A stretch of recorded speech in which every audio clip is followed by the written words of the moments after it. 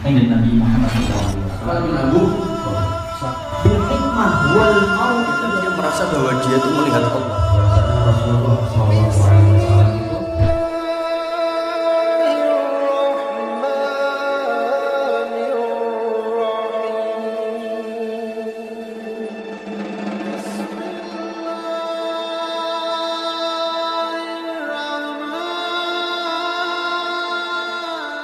kita haturkan kepada junjungan kita Nabi besar Muhammad sallallahu alaihi wasallam yang insyaallah kita nantikan syafaatnya di yaumil qiyamah kelak, dan semoga kita termasuk golongan orang-orang yang mendapatkan syafaatnya. Alhamdulillah, jemaah rahimakumullah. Sore pagi ini adalah kajian pertama saya. Kajian pertama Sabtu Ahad. Satu ya patut disyukuri lah ya, punya teman-teman yang Masya Allah, Ustadz Ibnu, Ustadz Falih, tanpa pengetahuan tiba-tiba waduh kajian Sabtu Ahad, jam terbang masih sebelum seberapa, tapi tetap Alhamdulillah.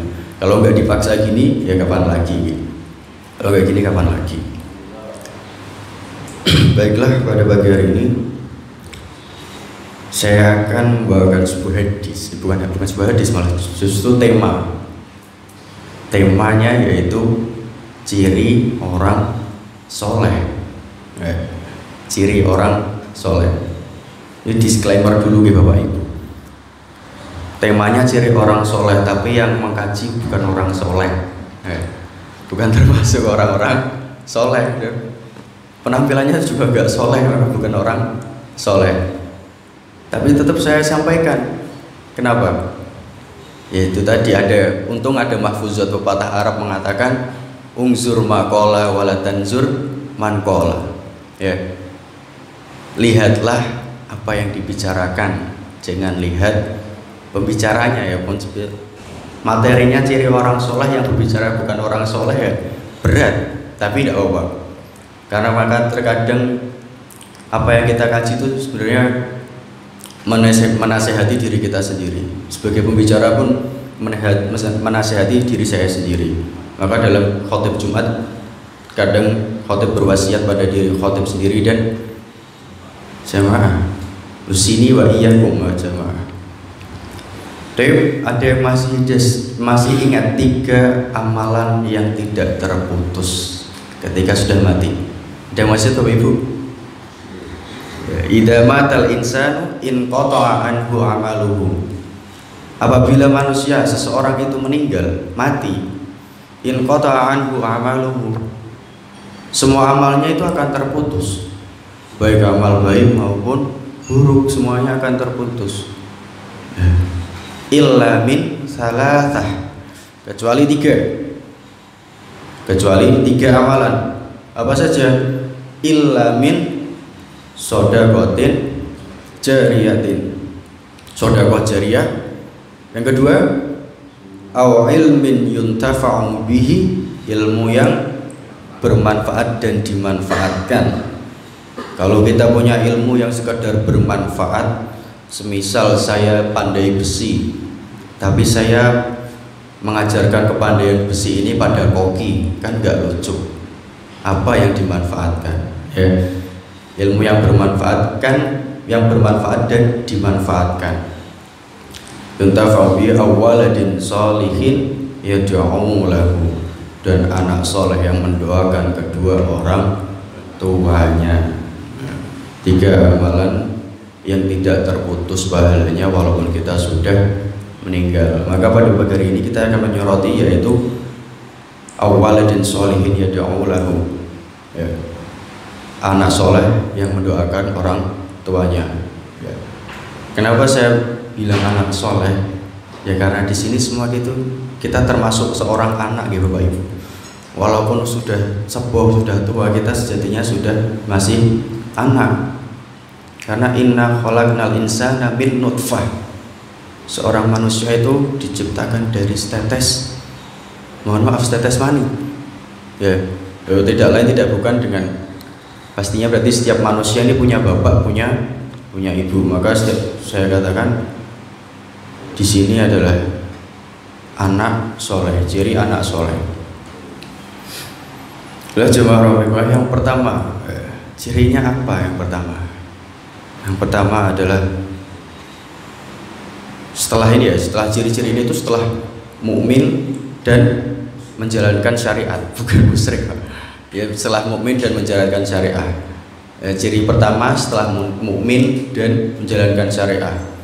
Kenapa setelah mukmin saya bilang? Karena kalau sekadar muslim, ya sekadar muslim ya sama aja gitu Pak. Tahu nggak tingkatannya? Tahu nggak? Tingkatan orang Islam itu kan ada 3. Yang pertama muslim, mukmin dulu, baru muhsin.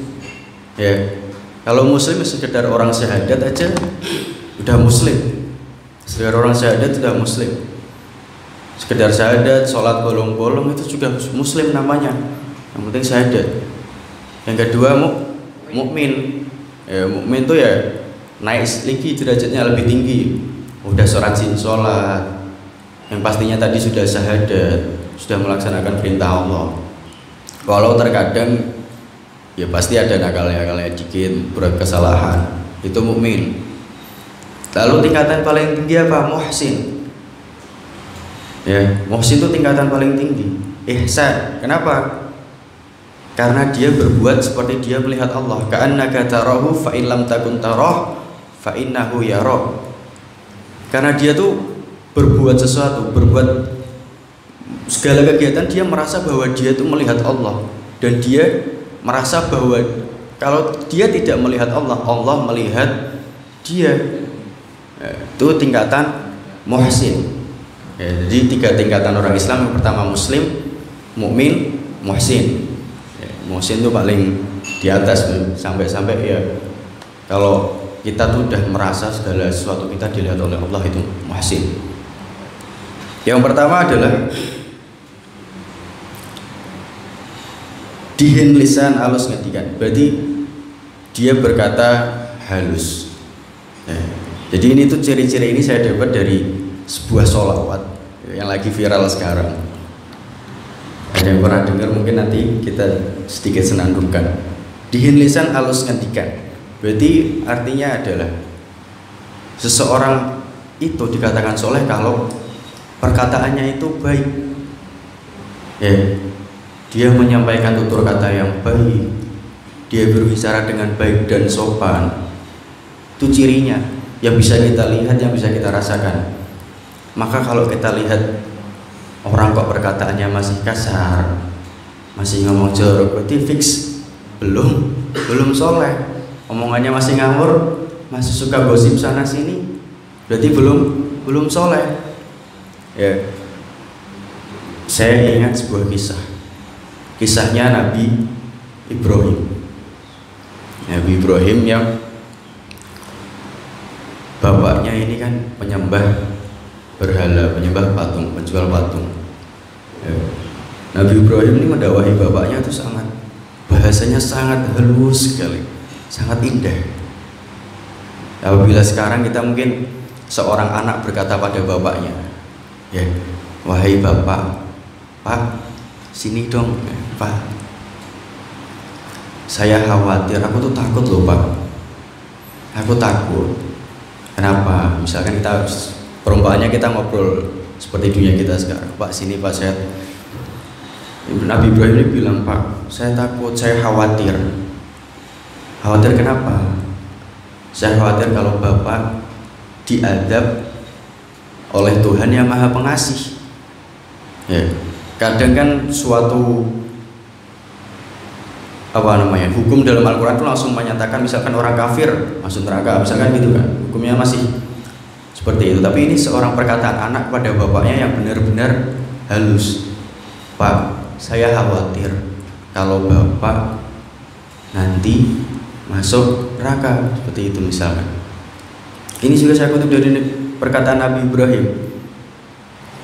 Pak, saya khawatir kalau Bapak diadab oleh Tuhan yang Maha Pengasih. Bukan Tuhan saya, Nabi Ibrahim bukan bilang Tuhan saya, maka Tuhan yang Maha Pengasih. Sangat halus sekali. Karena ini adalah ayat Al-Quran dalam surat Maryam ayat 45. Begitu Contoh lain mungkin seperti orang-orang sekarang ya, udah jarang kita temui seorang anak. Mungkin kalau di desa juga sangat jarang sekarang seorang anak menggunakan basa kromo. Sangat jarang sekali. Walaupun sebenarnya bahasa Indonesia sendiri pun bagi orang Jawa mungkin sudah termasuk halus. Cuman pasti kan ada yang lebih halus lagi, yaitu basa kromo. Tuh, yang pertama ciri orang soleh adalah yaitu perkataannya baik, ya, halus ngendikan ya. Jika berbicara dia baik, sopan, santun dan lain-lain. Yang kedua adalah ciri orang soleh adalah memuliakan kedua orang tua. Ciri orang soleh memuliakan kedua orang tua. Seperti kisahnya sahabat yaitu Uwais Al-Qarni. Dia masih ingat Uwais Al-Qarni? Ya, bahwa Uwais Al-Qarni ini adalah salah satu seorang yang doanya sangat mustajab. Bahkan seorang sahabat Nabi aja suruh minta Uwais Al-Qarni mendoakan, karena saking mustajabnya doa Uwais Al-Qarni. Apakah amalan Uwais Al-Qarni? Uwais Al-Qarni ini amalannya adalah berbakti kepada orang tua, berbakti kepada kedua orang tua. Dikisahkan bahwa Uwais Al-Qarni ini membawa ibunya, menggendong ibunya haji, menggendong ibunya haji, seorang Uwais Al-Qarni. Kok kuat? Ya karena sebelum dia niatkan orang tua haji itu, dia menggendong naik turun kambing, membawa kambing naik turun gunung. Nah, itu kisahnya Uwais Al-Qarni yang memuliakan kedua orang tuanya. Kalau modern sekarang, saya pernah diajari, bukan diajari, melihat kajian bahwa salah satu ulama besar, yaitu semisal kita kajian membawa handphone ya, membawa handphone ini ketika orang tua nelpon langsung diangkat ya. Salah satu kajian saya melihat kajian Habib Novel.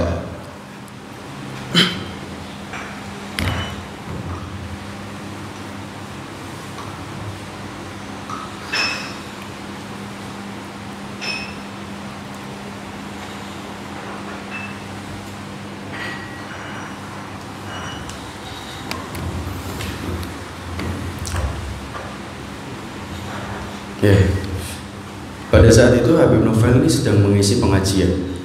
Ya, saat itu ulama kita Habib Novel ini sedang mengisi pengajian. Ketika pengajian, Habib Novel ini ternyata ditelepon oleh ibunya. Teleponnya berdering karena kan biasanya kalau yang mengaji itu bawa materi ditaruh HP-nya ditaruh meja, ditaruh mimbar. Ketika itu Habib Novel ini ditelepon ibunya, teleponnya berdering. Terkadang kalau zaman sekarang ya, orang lebih mementingkan kepentingannya sendiri daripada kepentingan orang tuanya. Padahal sudah jelas berbakti kepada orang tua. Ketika itu Habib Novel lagi pengajian, teleponnya berdering, langsung diangkat ibunya. Halo, kenapa ibu? Kenapa diajak ngobrol? Tapi yang kita temui sekarang, misalkan anak lagi sekolah atau belajar kelompok, kadang di reject, dimatikan, sengaja nggak diangkat. Padahal kita nggak tahu yang nelpon orang tua itu dengan kabar apa. Kita nggak tahu ini telepon ini isinya apa, penting apa enggak. Maka saya alami kemarin, karena minggu kemarin saya sedang UTS. Kebetulan UTS ini, ketika saya baru saja duduk di kursi UTS, masuk ruangan, duduk, baru ngambil lembar ujian, saya ditelepon oleh ibu saya. Telepon. Padahal di situ ada pengawas, ada dosen, dan juga ruangannya pasti harus hening. Saya angkat telepon saya. Assalamualaikum ibu, kenapa? Kamu tahu nggak? Bapak tadi pagi kecelakaan. Saya kaget. Padahal saya sedang UTS. Ya itu, kok betapa berharganya saya dihubungi ketika UTS tadi. Kenapa? Untungnya alhamdulillahnya itu kejadian tadi pagi. Jadi saya masih bisa tenang mengerjakan UTS. Dan apabila kejadian itu tepat waktu, apakah tidak langsung semrawut ngeblank UTS? Ya. Tapi ya sebagai orang tua jangan menunda-nunda kayak gitu. Karena seorang anak tuh juga terkadang kesal, kenapa baru dihubungi sekarang? Kenapa? Ya, terkadang orang tua terlalu memikirkan anaknya, nanti dia mungkin sedang mengerjakan UTS, dia sedang sibuk, dia sedang apa? Enggak, langsung kabari. Waktu itu saya sedang UTS, tidak beri. Kamu tahu bahwa tadi pagi kecelakaan? Kecelakaan apa? Di mana? Di sini. Kebetulan ayah saya kecelakaan, mobilnya masuk ke sawah. Sedang mau pagi-pagi, sedang mau berangkat kerja, mobilnya masuk ke sawah. Untungnya ketika saya mematikan HP, ibu saya mengirim foto. Mobilnya tuh sudah miring gini, udah masuk sawah. Tapi ayah saya masih berdiri tegak, jadi saya tenang. Saya masih tenang mengerjakan ujian, alhamdulillahnya itu. Ya itu tadi, kalau ketika ditelepon segerangan diangkat, siapapun itu, insya Allah kabar yang baik maupun buruk itu sangat berharga. Yang ketiga ini adalah asih yang bocah cilik-cilik, sayang kepada anak kecil. Ciri anak soleh yang ketiga, ciri orang soleh yang ketiga adalah sayang kepada anak-anak kecil. Maka kalau kita dapati ada orang-orang tua yang justru malah ada anak kecil kurang sayang atau disentak-sentak, beda ya cara mendidik dengan marah atau melihat orang lain nyentak-nyentak seorang anak kecil. Berarti itu bukan ciri orang soleh. Yang ketiga adalah sayang kepada anak kecil. Sering kita dapati, sering kita lihat bahwa dalam suatu pengajian atau kajian, ketika anak kecil menangis, tiba-tiba si pemateri atau ustadz atau ulama yang mengisi digendong, ditenangkan. Itu adalah bukti nyata seorang ulama itu, seorang orang soleh itu mencintai anak kecil, sayang kepada anak-anak kecil. Maka kalau kita belum sayang kepada anak kecil, berarti kita belum soleh. Simpelnya seperti itu. Misalkan ada santri-santri, kok masih belum sayang pada santri-santri, belum soleh. Kalau kita melihat santri-santri masih jengkel, berarti kita belum soleh. Simpelnya seperti itu. Yang keempat, yang terakhir, yaitu mengamalkan ilmunya. Mengamalkan ilmunya. Seperti halnya yang tadi, hadis yang pertama, idza matal insan in qata'a anhu amaluhu illa min salasah illa min shadaqatin jariyatin aw ilmin yuntafa'u bihi, ilmu yang bermanfaat. Mengamalkan ilmunya dengan tanggung jawab. Ciri orang soleh yang keempat, mengamalkan ilmunya dengan tanggung jawab. Seperti halnya sekarang Ustadz Fali, Ustadz Ibnu, Ustadz Arka.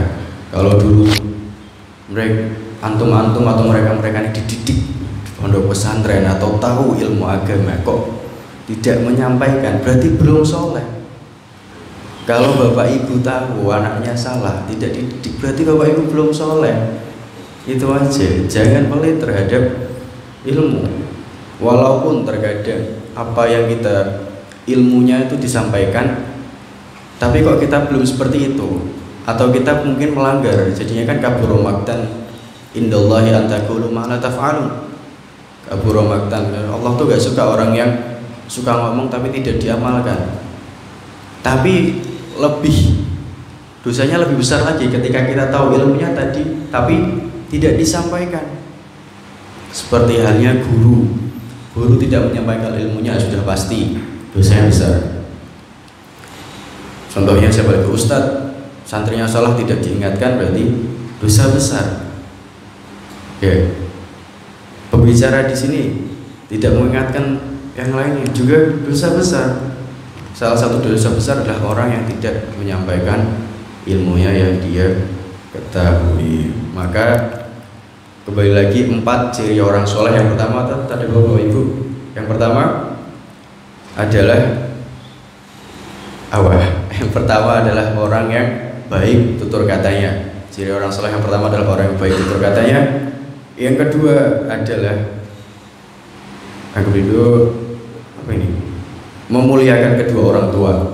Yang pertama baik tutur katanya, yang kedua memuliakan orang tua, yang ketiga sayang terhadap anak-anak kecil, dan yang keempat adalah orang yang mengamalkan ilmunya.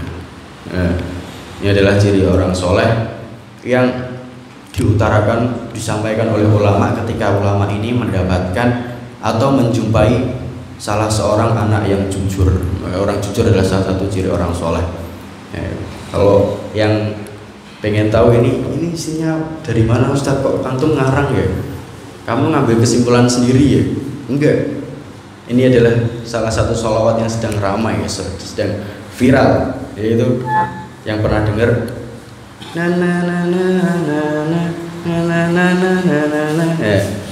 yang sering ke sholawatan atau majlisan biasanya tahu ya.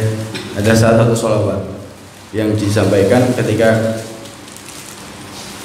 para sholawat atau biasanya menghadiri pengajian, ada hadrohnya ya, sedang ramai disampaikan seperti ini.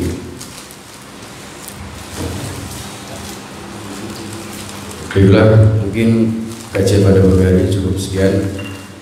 Diambil kesimpulan bahwa ciri orang soleh ini bukan hanya sebagai pengingat kita, bukan sebagai penanda, hanya penanda bahwa oh ini orangnya soleh. Kita tahu orang soleh kayak gini, oh enggak. Oh kita lihat orang soleh ini enggak. Ketika kita tahu ciri atau sesuatu, ya ayo diusahakan berbuat seperti itu. Sebagai tolak ukur kita masing-masing menjadi seorang pribadi yang lebih baik lagi. Barakallahu fikum, astaghfirukum, alafumikum, syukuranakum, assalamualaikum warahmatullahi wabarakatuh. Waalaikumsalam.